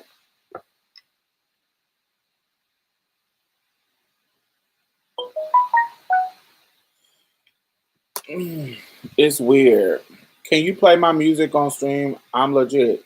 Ma'am, I let it slide one time. I hate when people trying to promote on my shit. That annoys me. That this is we having conversation. And when people try to do that, that don't work. That annoys me. And gets on my nerves. Don't do that. There's other ways to promote yourself.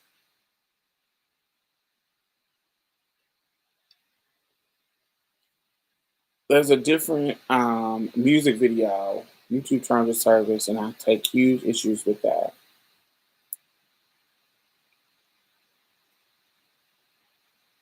Explain what you're talking about, Red Laser Fox. And I like how Bernice handled it too. She said, stop trying to add bigger divides between black women. Absolutely. True.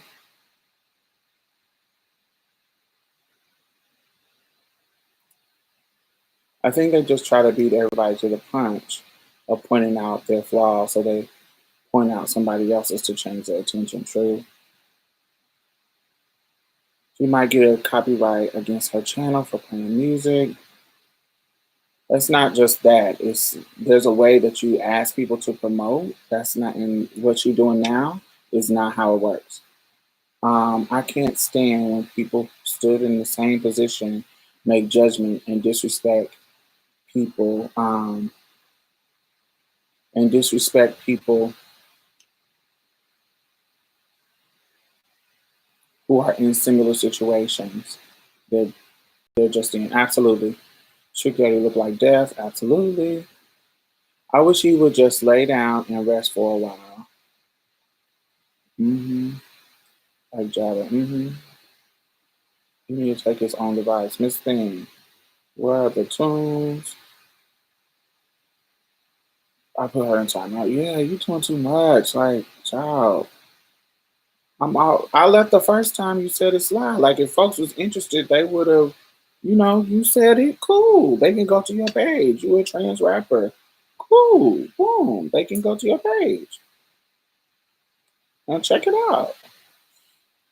Any new podcasts this week? Yes, we put podcasts out every Thursday of the week. So tomorrow, actually in a few hours, because I try to post um, before around after 12 every week, and this week we will be having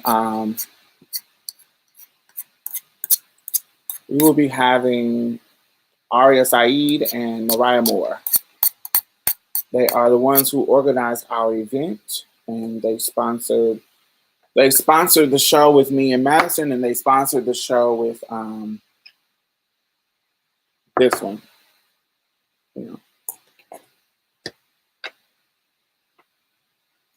Explanation: WAP is promoted all over the place, but complete example: Bella Delphine has her YouTube channel canceled for a similar video.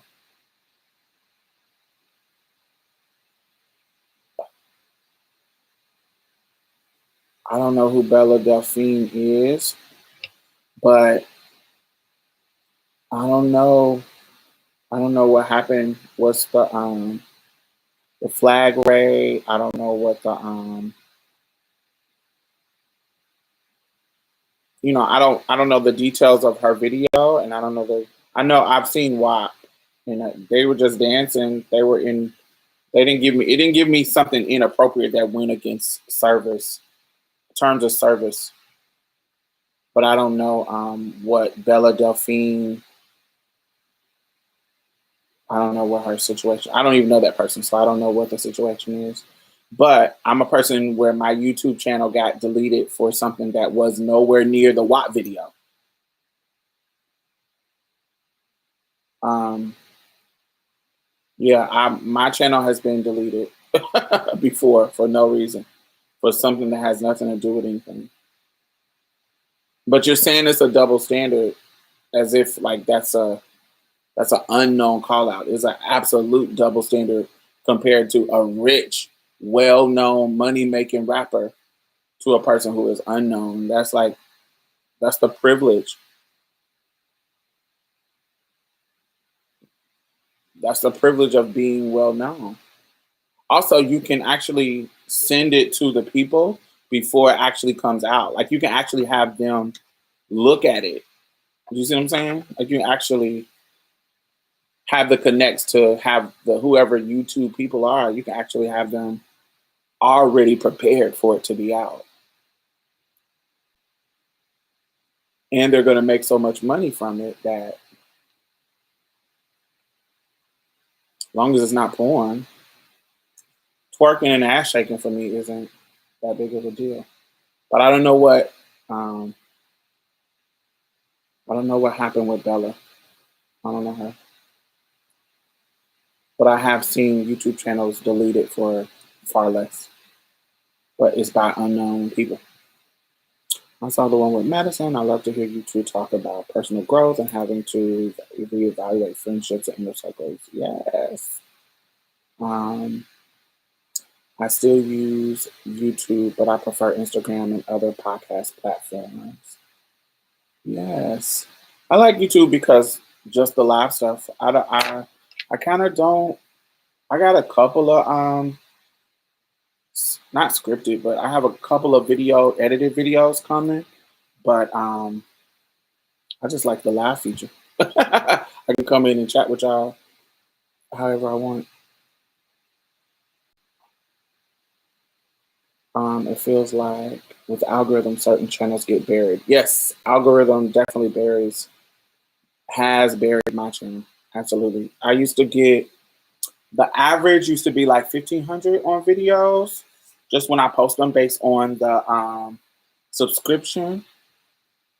But once they change the algorithm to only show a certain amount of your subscribers, only about 500 to 1,000 people see a video, depending on what it is. But I don't. YouTube isn't my main source of money. My podcast is so. My podcast and my job as the executive director.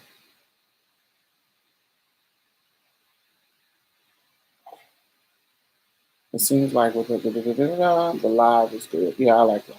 It's easy. It's just an easy thing. It's an easy way to just do content. Mhm.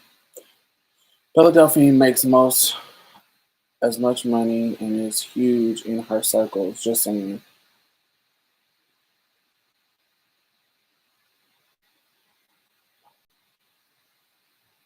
really don't have a dog in this fight. Yeah, I don't know her, so I don't know. You get what I'm saying? I'm not trying to say she doesn't make as much money as Cardi, but I don't know her. And if she's making that much money, why don't I know her?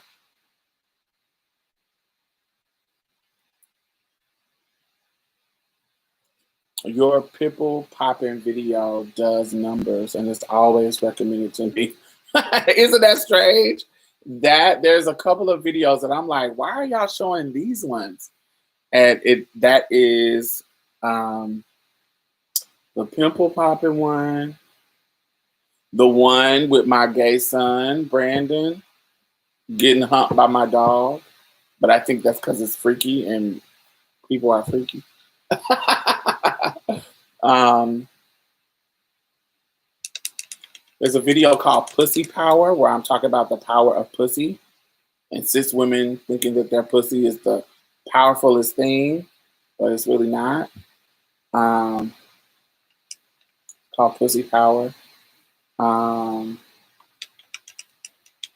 they just show random videos. I don't really know.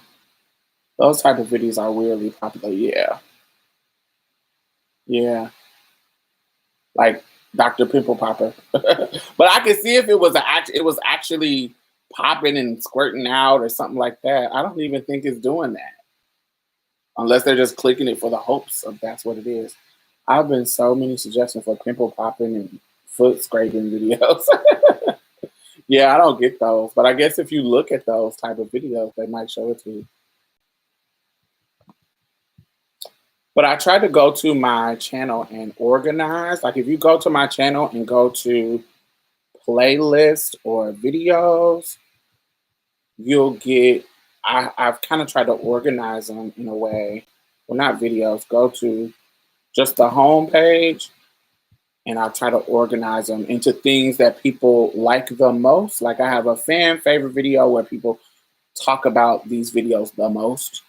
I got trans story videos. I have the Love Beneath, which is a series that I just did about love and sex, of how I grew up. I have my music. I have comedy videos, videos that I think are funny. um, motivation. What else? And that's about it. And then there's a popular upload. If you go to a popular video of mine, actually, The Joys of Anal Dishing, that one is super popular. That got 151K views. Some of these, I'm like, God, they got so many views, and I just made them just to make them, and they have so many views. Mother Minaj goes off about Little Kim beef. That's me when I was pretending like I was Nicki Minaj's mother. That was really popular. A lot of the comedy people had shared that, so they got like 70,000, 72. Then, of course, Beyonce, me dancing because I was skinny and my body looked sickening. What else? Um, yeah. Typical trans conversations like, when do you tell somebody you're a transsexual? Um, Shit like that. Yeah, it's quite interesting. What is actually popular? Um,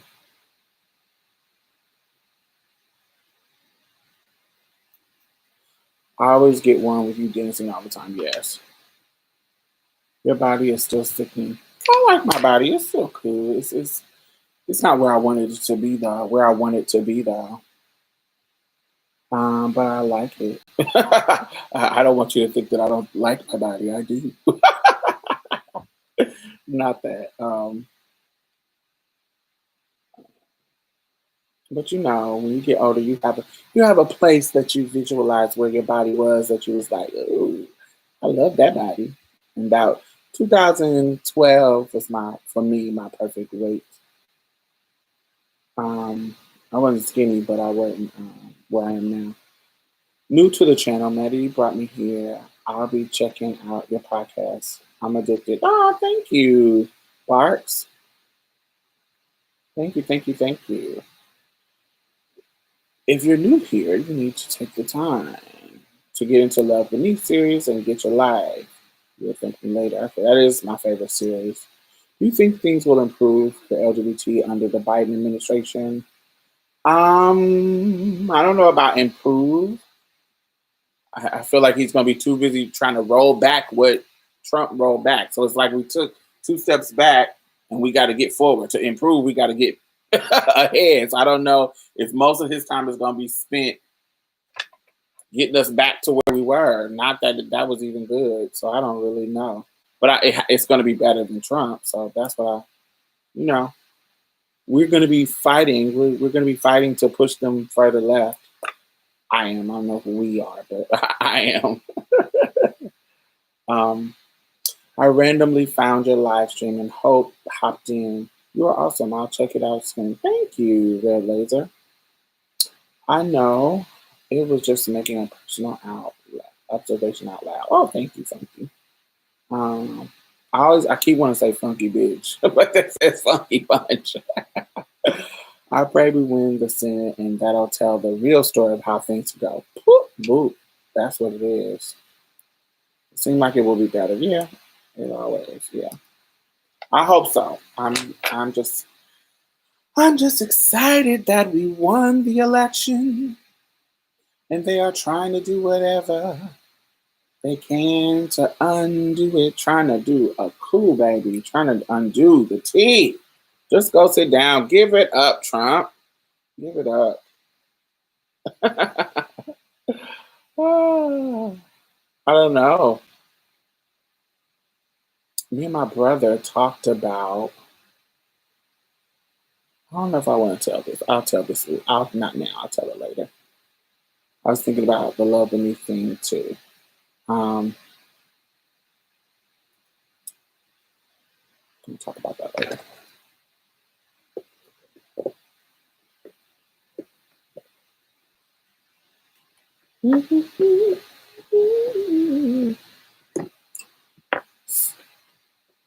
Hey Diamond, I'm a trans woman from Morocco. I've been watching you since 2009. I love it so much. Thank you. Thank you, Moni. Thank you for being a long-time supporter. How's the trans community in Morocco? I always know Morocco to be like the richest place in the world, but I know that everybody there isn't rich. So how, how is it being a trans person in Morocco? I'm so happy about our win. Now we just need Georgia to hang in a little bit longer. Yes. I just really hoped that with the Georgia situation, that people in Georgia, really people around the country, like particularly black people, but even anybody if they're not black, and they had the mindset of, our votes don't count. Like this election really, really solidified the idea that in certain races, your votes count. In certain races, like it's really imperative that you vote. Your vote is important because these margins were so close, and there's so many runoffs and recounts that had to happen. I hope this just energized people to say, "Oh shit, maybe our votes do count. Maybe our votes. Mm, maybe this is important." And they really went and registered, particularly in Georgia. It's past the time to register in Georgia now. That was the 7th. That was Tuesday.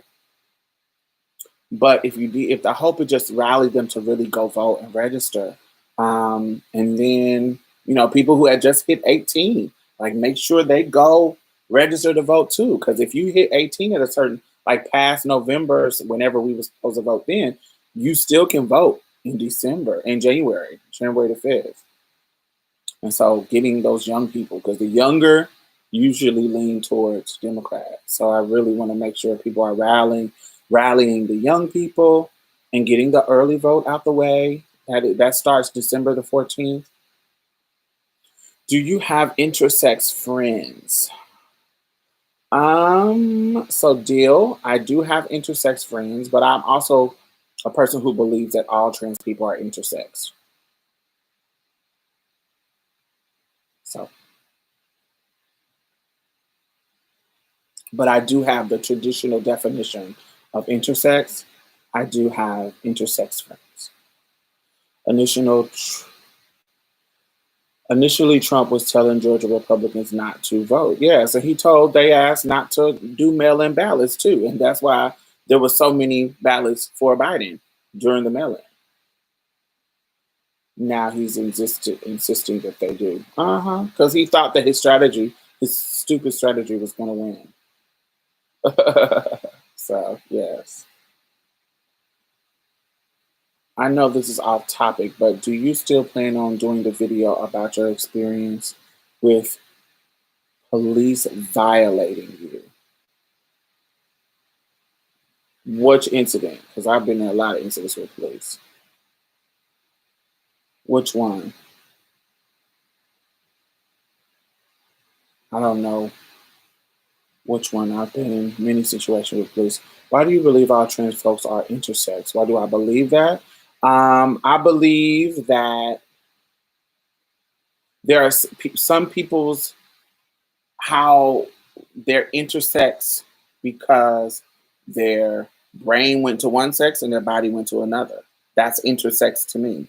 When we talk about just on the structural level, like just on the brain structure, not not the feeling of I feel like a woman. We talk about, when people, the studies that show that trans people, um,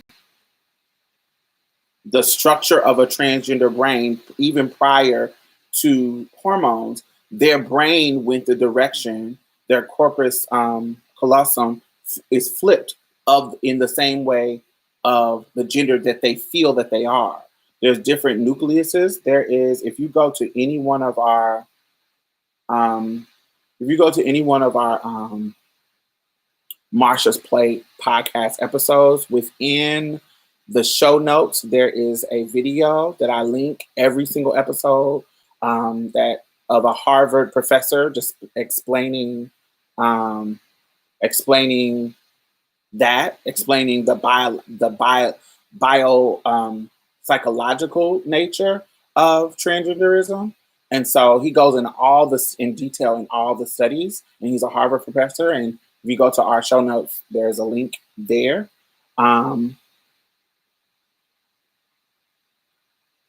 So your brain is a part of your sex and your genitalia. So traditionally, intersex people are only measured by their genitalia. So yes, if there is a physical nuance in your genitalia where you're not hermaphrodite, that's a inappropriate word now. Not inappropriate, antiquated word.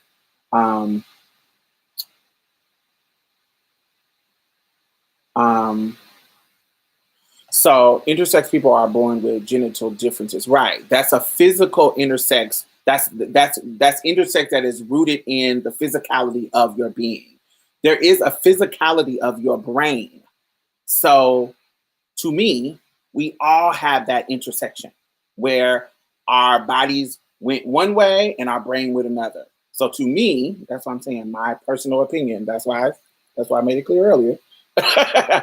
I believe that all trans people are intersex because there's an incongruent and disconnection. Brain went one way, body went the other. Sometimes people's transness manifests in a more in nuance in their physicality, but also sometimes it shows up in their genitalia and sometimes it shows up in their brain. Sometimes in their brain structure, not just brain. When I say in their brain, I'm not talking about, oh, I think in my mind, that kind of, I'm talking about your physical brain structure, the actual brain, the physical. So sometimes that intersexness happens between the head and not between the legs. And that's why I'm giving you the information so you can go do the research for yourself.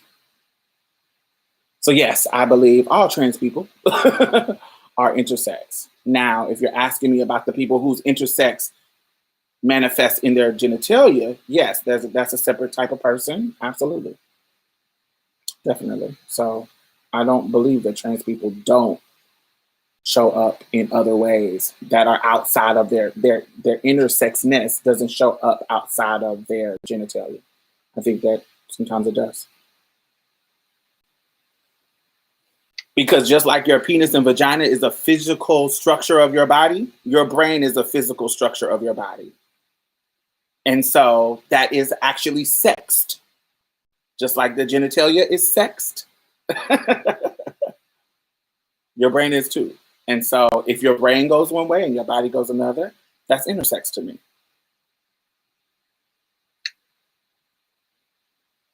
If you have some nuanced, ambiguous private parts, that's intersex to me. All of that is intersex to me. That makes sense. I did meet two girls who were in relationship. Everyone knew, but they also explained that being gay is not really accepted. Wait. I missed something. Let me read it again. I don't think you went into detail when you mentioned it. Okay. It was really conservative for the most part. Men and women are not in mixed company out in public. The only exception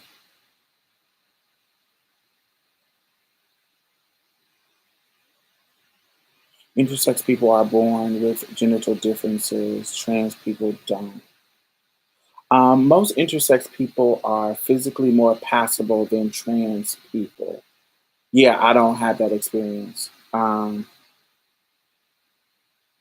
It depends on what side of the spectrum they are going to and they are going from. So I don't have that experience. So if their intersex put them more on the female side of the spectrum, then they look more female.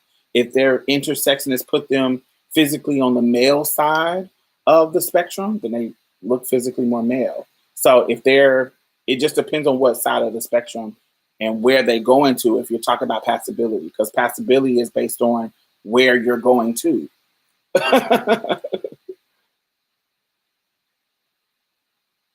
If you look like a girl and if you're an intersex person and you look like a cisgender girl and you're trying to go to the male side, then you're going to be less passable because you look like a girl.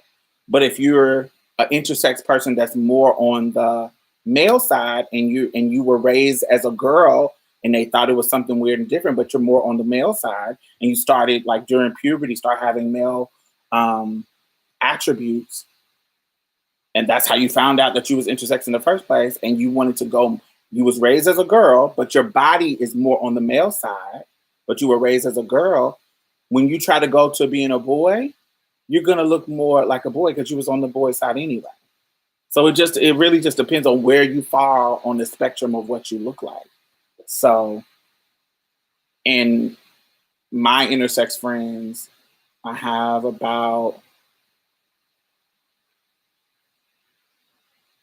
six of them. It's about six that I know. It depends on where they fall. If you're talking about passable, because some of them have problems with passing because they're going to a side that their physical body. If they were trying to go to it just depends on where they go into. Where transness is all about going to transitioning to another side. So if you are transitioning to the side that is more opposite to what your genetics say, then it's going to be harder for you to pass. I don't think that has nothing to do with being intersex. But I know some non-intersex people that it's easy for them to pass. I think I talked about this on an episode recently. Look at what's his name? Is passing important to some people? To some people, no. Look at this is a perfect. I always use this as an example, but I've seen so many examples. Look at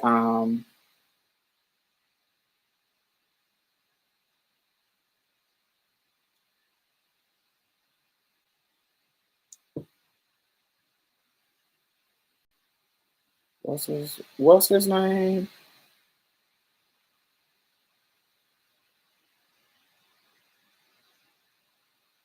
Yes, Alonzo Arnold. So this is Alonzo Arnold. When we talk about Alonzo, Alonzo is a boy, knows that he's a boy, wants to be a boy, but he gets up in and he looks like a woman. He looks beautiful, but but when he's not in geesh, his look is quite ambiguous.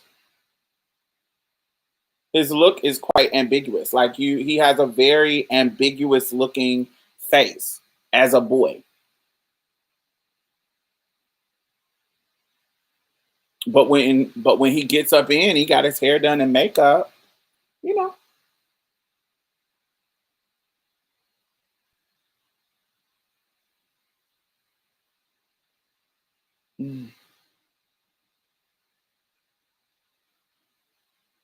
Mm, you're so smart and broad in your thinking.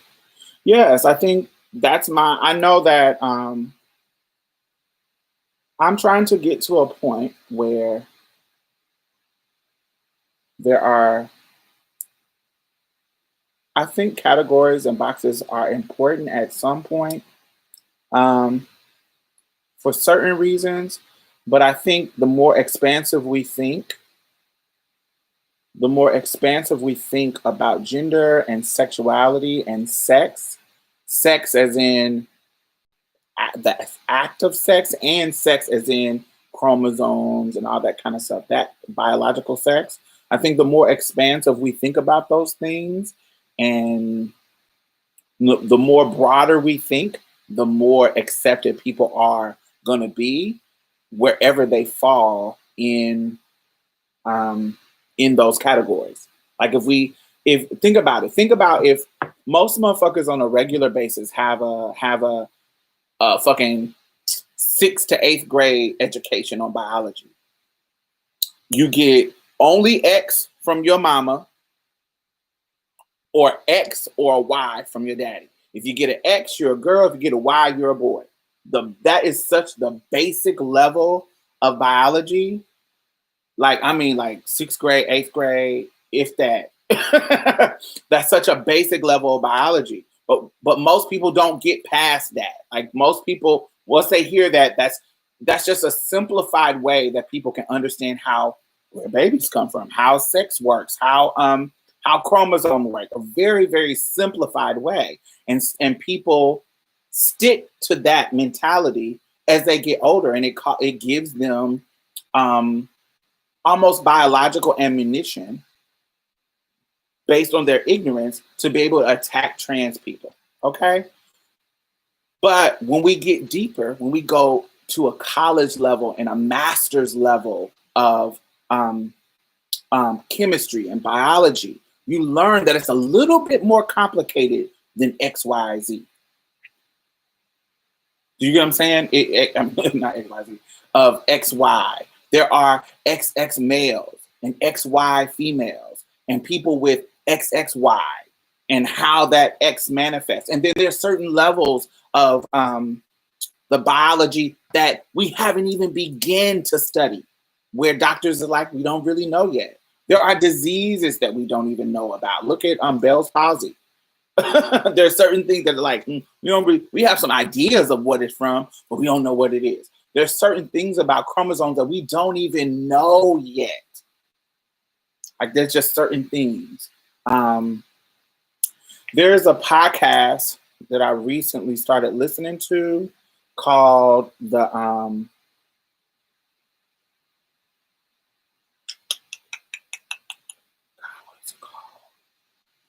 me see if I go find through my history. It's called Radio Lab. Oh, this is perfect. It's called Radio Lab. Radio Lab, and they have some amazing episodes on, like, in-depth episodes about it's called Gonads XY. Gonads XY. It is a really good podcast, just for if you want to get a grasp on a little deeper level about now there are tons of books if you want to go that deep, but if you want to get a layman's way of talking about of chromosomes, I love this podcast. They did a really, really good job in explaining it, how it goes a little bit deeper than just XY.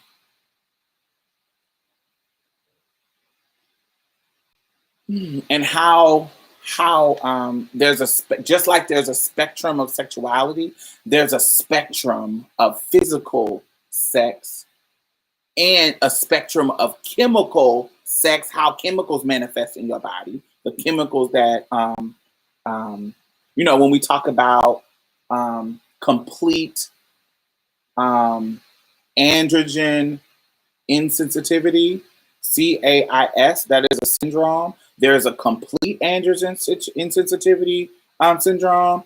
And then there's a partial, PAIS, and then there's a mild, MAIS. These are conditions that people are born with where, that can affect how their physical body manifests, either looking like a girl or looking like a boy. Yes, we are. But yes, there's so many ways that that your physical body, the spectrum, can manifest when it comes to sex. And that's not even putting in gender. You know what I'm saying? Like, because we know there's a difference between gender and sex. Sex is male and female, and gender is man and woman. And there's male and female is a physical, is a like a biological physical state of being. And gender is more, the man and woman thing is more how your culture does it, like the outside shit, like how you express your gender and, you know, the labels that includes. That's a whole deeper conversation. But you know, I talk about this stuff all the time. There's levels to this shit. Um, and a lot of people talk about it like they know about it and they don't. And sometimes it's frustrating. And you know, if you knew how, and then they say, well, intersex is such a rare situation. But if you look at the numbers, like the amount of people that are on the earth, and like think about it, like XXY males, okay? So males who are born with an extra X chromosome. The frequency of that is 1 in every 500 to 1,000 births, okay? So XXY. So they haven't studied how that X, the extra X, affects the body, affects the brain, affects whatever. But the frequency of XXY males being born is 500 to in 1 in every 500 to 1,000 births. So if you think about the billions of males in the world, how many are running around here with an extra X chromosome? And there hasn't been any studies on how that affects them. We don't know how that is manifesting. We don't know what that is causing. You get what I'm saying? We don't know how that is how that manifests in their life because we haven't studied it yet. So I can't say what it's about. But we know that's a lot of fucking people. If it's 1 in every 500 or 1 in every 1,000 out of billions of people, that's a lot of motherfucking dudes running around here with an extra X chromosome. And you get what I'm saying? That's a lot of dudes. It may not be the majority, but that's a lot of motherfuckers. So how is that manifesting in the world? How does that affect their behavior? How does that affect their sexuality? How does it affect anything that happens in their life physically and behaviorally? How is that extra X chromosome in those 1 in every 500 to 1,000 births? How is that affecting them? And so, yeah, thinking about that and imagining, you know, I think that's powerful. And I think that's something that we can explore. I'm not a scientist. I'm not a biologist. I am not so I don't have the capacity to do it, but I think about it because I'm a trans person. I would like to know the science behind it. So I would like somebody to do that work. I can't do it because, you know, I have other goals, but that would be interesting for me to learn about. I would want to know. But yes, let's see. It was like she was invisible to them. Right. So many layers of how we present. Yes. Years ago, when my friend started dressing in a way that was more masculine position, she wasn't trans, but she preferred a more male aesthetic. She told me that men ignore her altogether, seemed purposely act as if she was not there. Yes, if you're not um yes, if you're not performing for men's gaze, particularly cis het men, but not exclusive to them, because gay men expect cis women to perform a certain way as well. Even though they're not trying to have sex with them, they still expect a certain level of performance, gender and feminine performance from cis women and trans women too. Um, Men, period, expect a certain adherence to feminine and female performance, performative, how they express their gender. And if you're not performing in that way, they don't value you as much.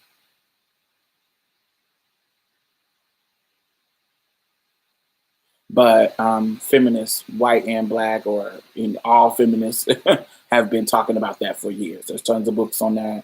It's You know, that's an observation that feminists across the decades have made and talked about. So that's not new, but yeah. Question now: are gay males' brains more like underdeveloped males, or what makes them gay? I don't think that. I don't think they're underdeveloped at all. um, they used to think that back in like the early 1900s.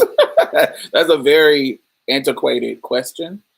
They're not underdeveloped at all. Now, how they brain manifests, they've done studies about like trying to find a gay gene, and they have narrowed it down to a cluster of chromosomes that controls um, sexuality. That's why you got to listen to that podcast. It is called Radio Lab, and the and it is called X and Y. That's the name of the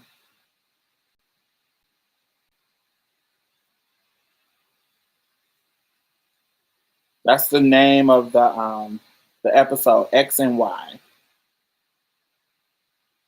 And Duty, this is about the female track runner in India who was running in the Olympics, and they disqualify her because they said she was a male, but she had been raised as a boy.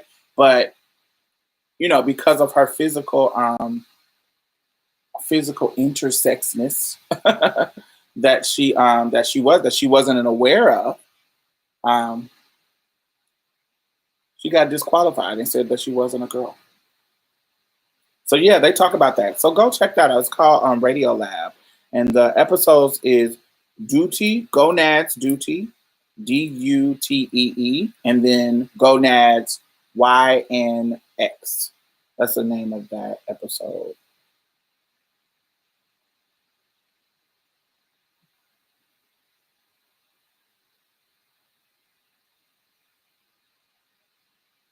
YNX. So check that out. What else? Let's see. 1,000 babies are born daily. So yes, 1,000 of them are born. So that's a lot of people. Thousand, millions of people are born. Males. Mm. May I ask a quote unquote dumb question? How is cis defined? I honestly don't understand. Sorry for my ignorance on this.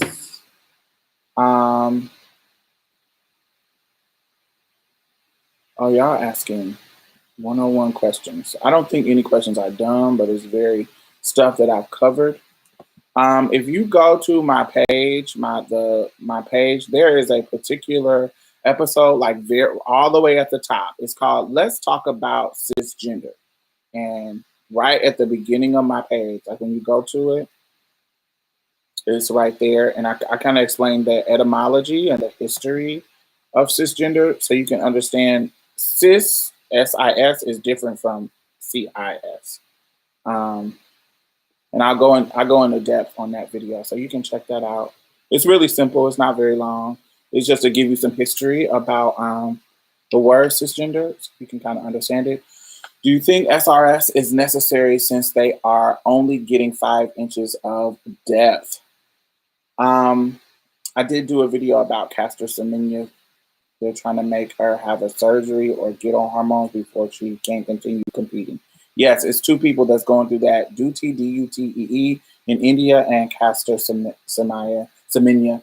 As far as SRS, we did do a live episode about that. That is still up, so go check that out where we talked about Caster Semenya. SRS. So, do I think SRS is necessary? It is necessary for somebody who wants it. I think that is for somebody who suffers from extreme gender dysphoria. Well, not necessarily extreme, but who suffer from gender dysphoria and completing their transition is getting the SRS or GRS, gender reassignment surgery, or gender affirmation surgery. There are different ways that people call it. Necessary. It's necessary for them. They want it, and it's based on what they are. I don't think that depth has anything to do with the necessity of them getting their body congruent with what they want. Um, um, yes, in getting it congruent to what they want. I think I think that can be kind of vain. It's almost like, ooh, if I get like if a trans man um, got the bottom surgery for them, oh, I can only get 4 inches. I want 12. That's a whole vanity thing. I think it's just about them getting the surgery and getting their physical body to match what they feel it should look like. Um, and I think depth is based on the size of penis. I'm not necessarily, from what doctors that I've talked to about SRS, is based on the size of penis that you have. Um, and so if you have more than 5, you can have more than 5 inches of depth. um, it's really all about your physical body. Because I think I've heard of girls having, you know, 7 inches with good dilation. With good dilation, because we all know that SRS patients have to dilate. But there are tons of girls on YouTube who have had sex changes that will give you all that information. It is tons of girls on here. I am not a sex change, so I wouldn't be the perfect. Now, I have talked to girls and I have talked to doctors, but from personal experience, I have no need for that. And so, but there are other girls who have went into in-depth, um, in-depth conversations about the various results, the various ways that sex change can be done. So yes, I think it would be, if you have questions about the SRS, I think it would be better to watch their videos, not mine. I can't tell you anything about it other than what I researched on my own and what I've heard secondhand from other girls who have experienced it. So that's what I would do. I would go to their videos. There's tons of them.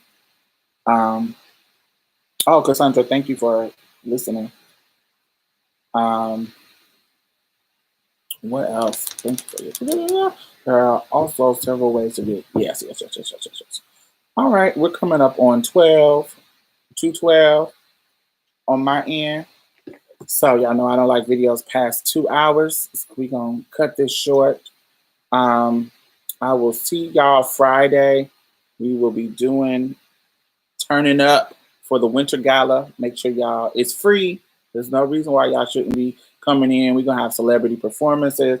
We got some trans performers that's going to wow y'all. There's some great people. Man, it's gonna be bomb, y'all. It's gonna be so fire.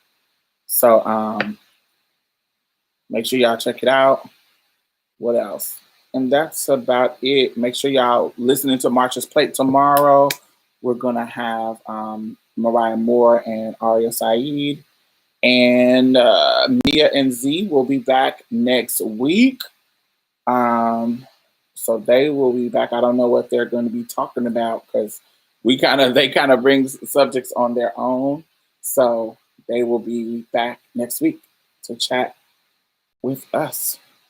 12, you must be East Coast. No. I'm not. No. It's 212, not in time, in how long this live has been going. My time is 11:30. 212, not 212 a.m. It's been going. This live has been going 2 hours and 12. Well, now 14 minutes. But yes, thank you for your questions, Deal and Cassandra and Red Fox in Vancouver. Good night, Coco. Barks, thank you. Brandon, thank you for posting that. Yes, I do have an episode where we talk about, we've been going for 3 years, y'all. Our podcast has been going for 3 years. There are tons of conversations that we have had over the 3 years that we have been in existence. And you can go check that out. We always have great conversations. And so because it's three trans people, two trans women and a trans man, so we have all the bases covered. And we don't have a non-binary host, but we do bring non-binary experts and guests on the show, and we have tons of. We are an inclusive space for non-binary people, so we do have them on the show from time to time, sharing their experiences and their expertise. So we have covered a lot of stuff. So make sure y'all go check that out. Looking forward to Friday's festivities. Yay! Yes, come through. So, all right, y'all.